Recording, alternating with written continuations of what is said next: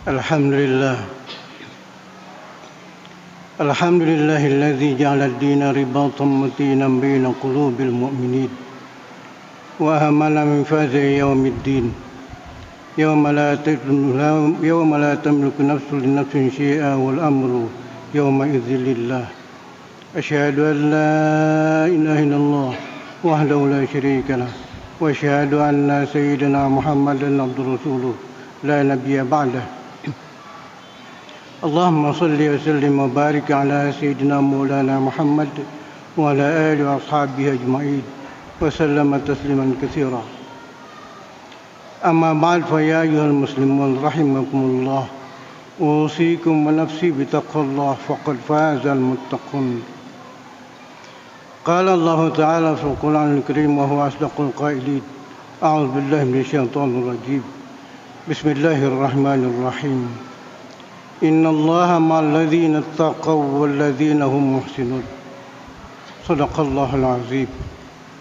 Hadirin jamaah salat Jumat Masjid Jami Ni'matul Ittihad yang dimuliakan Allah Subhanahu wa taala. Pertama tentu kita menyatakan syukur pada Allah yang terus melimpahkan nikmatnya kepada kita. Moga-moga nikmat yang Allah limpahkan ini kita jadikan modal dasar untuk terus menumbuhkan, menambahkan, menguatkan, mengukuhkan ketakwaan kita kepada Allah Subhanahu wa taala.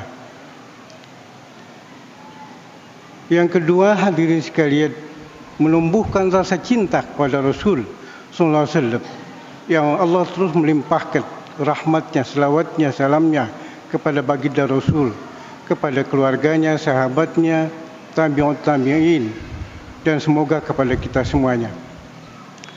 Jamaah Jumat 79 tahun yang lalu, 17 Agustus, dua proklamator kemerdekaan Indonesia, Dr. Insinyur Haji Soekarno dan juga Dr. Andes Haji Muhammad Hatta memproklamirkan kemerdekaan Indonesia yang kemudian dinyatakan bebas dan tidak lagi tertindas dan ditindas oleh Belanda selama 350 tahun.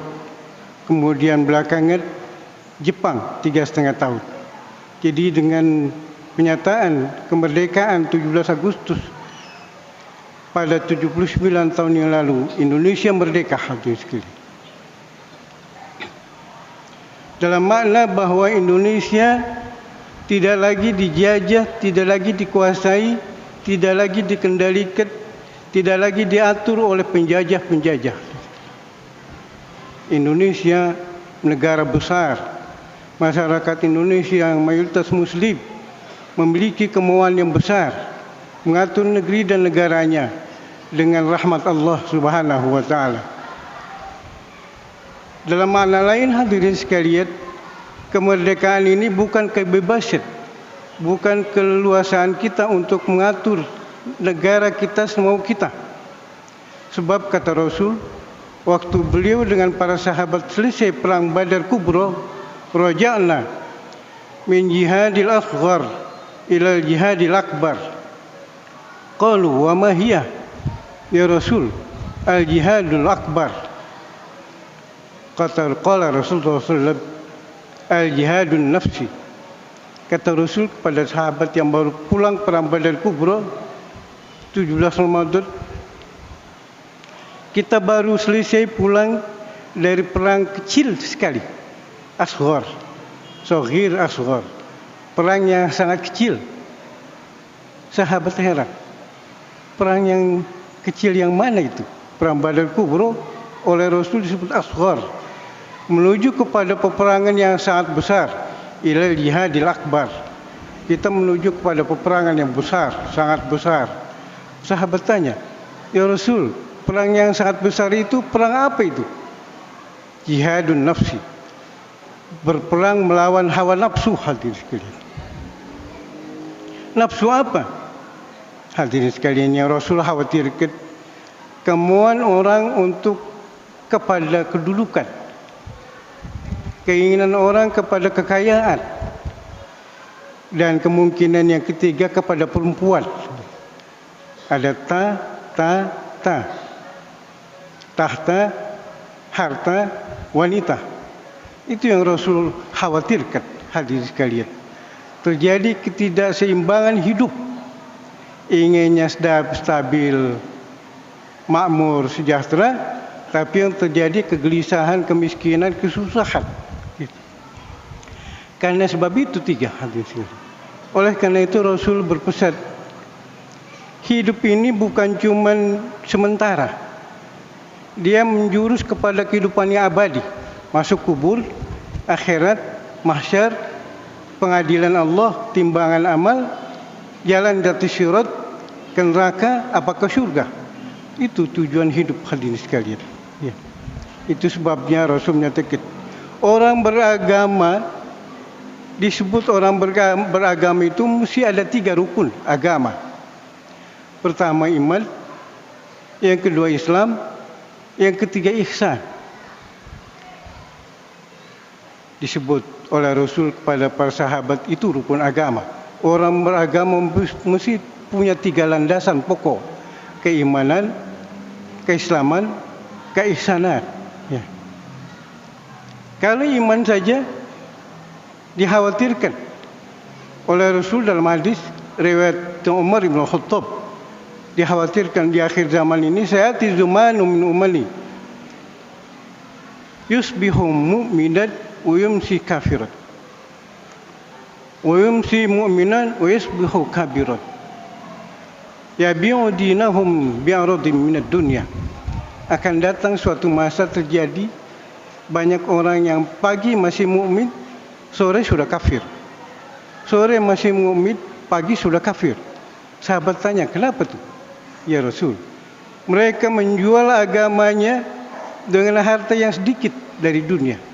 Demi kepentingan harta, agamanya dia korbankan.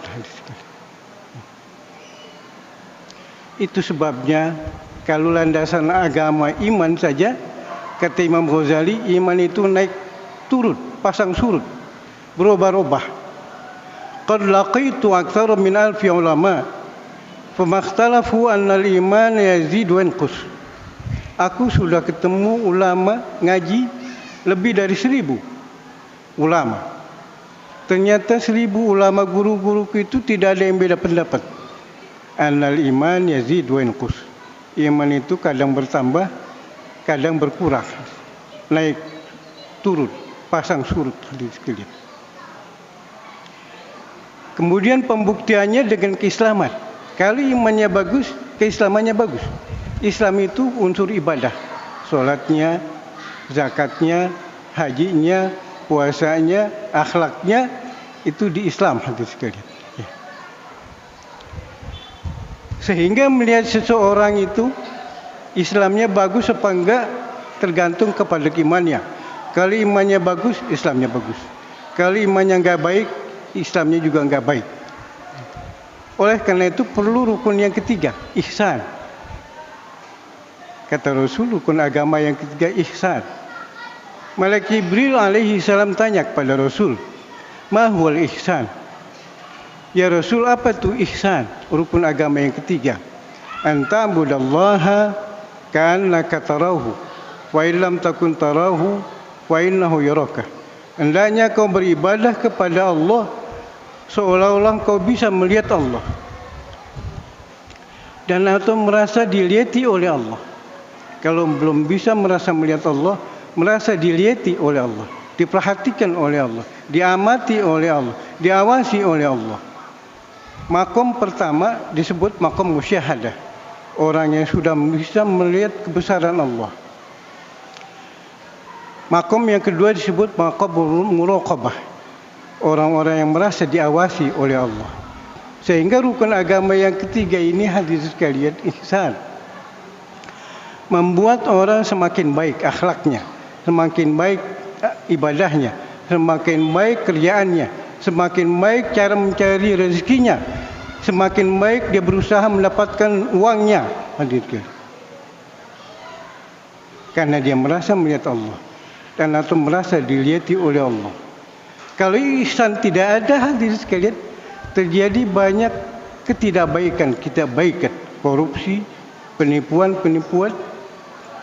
dan lain-lain. Kenapa? Orang mau menipu, mencuri, dan lain sebagainya. Karena dia tidak merasa melihat Allah dan atau tidak merasa dilihat oleh Allah. Allah perhatikan apa yang dia lakukan, dia kerjakan. Itu sebabnya hadirin sekalian, kata Rasul, ihsan bagi orang yang beragama penting sekali untuk supaya dia merasa terkontrol, untuk jangan sampai melakukan hal-hal yang tidak baik, mendapatkan rezeki dengan cara yang tidak baik. Kata Rasulullah, hadirin sekalian, itu rezeki kalau kita dapati dengan cara yang baik, membawa keberkahan. Anak-anak kita, keluarga kita, istri kita, hadirin sekalian, ada keberkahan. Tetapi kalau itu didapati dengan cara yang tidak baik, rezeki yang tidak baik diberikan kepada istri, disalurkan kepada anak, keluarga semua, mengakibatkan ketidakbaikan. Terakhir, rezeki yang tidak baik itu enggak perlu banyak-banyak, hadis. Sedikit saja membuat ibadah tidak bisa diterima. Syekh Ibrahim bin Adham menyatakan, aku pernah mendengar ada dua suara yang sedang berbincang, membicarakan seorang yang baru pulang dari tanah suci. Yang satu bilang, kesian dia itu. Yang satu lagi tanya, kenapa? Solatnya, ibadahnya, zikirnya, doanya tidak diterima Allah Subhanahu wa ta'ala. Yang satu tanya lagi, kenapa tuh? Satu butir korban yang dia makan, dia tidak minta izin ridho lagi kepada penjual. Waktu dia selesai dari tanah suci mau pulang ke rumah, dia beli korma. Waktu beli korma, dia lihat korma banyak, pembelinya banyak, dia comot satu, dicobai korma satu butir. Selesai nyobai korma satu butir, beliannya dikasih, dia pulang. Sampai di rumah malam dia biasa tahajud, zikir, doa. Tapi Syekh Ibrahim bin Adham menyatakan ada suara, kesian dia itu. Solatnya, zikirnya, doanya tidak diterima Allah Subhanahu wa ta'ala. Kenapa? Satu butir korma itu dia makan tanpa izin ridho dari penjual. Akhirnya, hadirin sekalian, orang itu pagi-pagi nangis, kemudian balik lagi ke tanah suci, cari-cari penjual. Di mana penjual? Tapi dia diri di satu tempat. Di depan dia itu ada pemuda jual korma. Tanya, tuan cari siapa? Cari penjual korma. Di mana penjualnya? Saya belinya di sini. Maksudnya, saya ingin ketemu penjualnya. Yang lalu saya beli, saya makan satu butir korban, tidak minta izin, tidak minta ridho kepada penjualnya. Kata penjual, Bapak belinya sama orang tua saya. Bisa ketemu? Ayah saya sudah meninggal. Kalau minta ridho, ikhlas kepada saudara. Tapi bapak saya meninggal, anaknya 11. Jadi kalau tuan minta ridho ikhlas kepada saya, masih 10 lagi. Sebab ayah saya anaknya 11. Kita sebagai ahli waris dari bapak yang menjual korma, mendapatkan ridho dan ikhlas itu bukan cukup satu orang. Karena anaknya bapak saya 11. Kalau bapak minta ridho ikhlas supaya halal, satu butir korma yang bapak makan mesti ketemu semuanya. Akhirnya hadirin sekalian, Syekh Ibrahim bin Adham menyatakan, terpaksa atau tidak terpaksa, orang ini kemudian menemukan 11 orang anak dari penjual korma yang dia makan kormanya satu butir supaya halal, ikhlas, ridho, halalan thayyiban. Sudah ketemu 11-11-nya, hadirin sekalian, kembali lagi dia ke rumahnya. Malam dia sholat, dia zikir, dia doa. Ada suara, kata Syekh Ibrahim bin Adham, bagus dia di sekarang itu. Kenapa? Satu butir korma yang dia makan, anak-anak dari ahli waris yang meninggal itu sudah meridhokan, mengikhlaskan. Jadi sekarang dia sudah bagus. Solatnya, zikirnya, doanya dikabulkan Allah Subhanahu wa ta'ala. Oleh karena itu hadirin saya lihat, ihsan di kalangan ulama penting sekali. Merasa melihat Allah atau merasa dilihati oleh Allah, untuk supaya kita berbuat, bekerja, beramal, berkata, bersikap selalu terkontrol, tidak sembarangan. Sebab Allah itu maha melihat. Efeknya kalau baik, rezeki kita, baik juga ibadah kita, baik juga anak istri kita. Tapi kalau enggak halal, satu butir korma kalau dirupiahkan berapa? 1 kilo itu 300.000 korma yang bagus.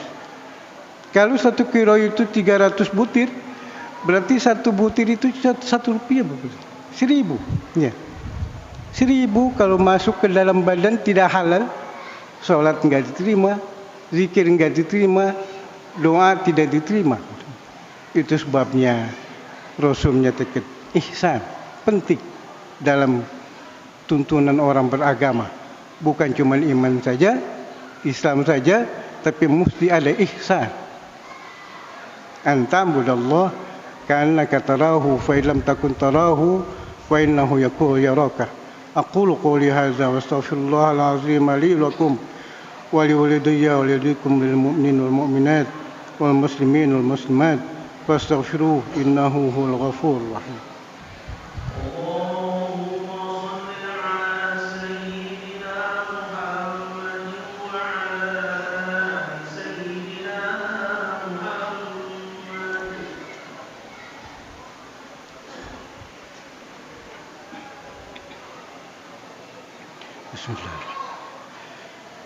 Alhamdulillah hamdan katsiran kama amar.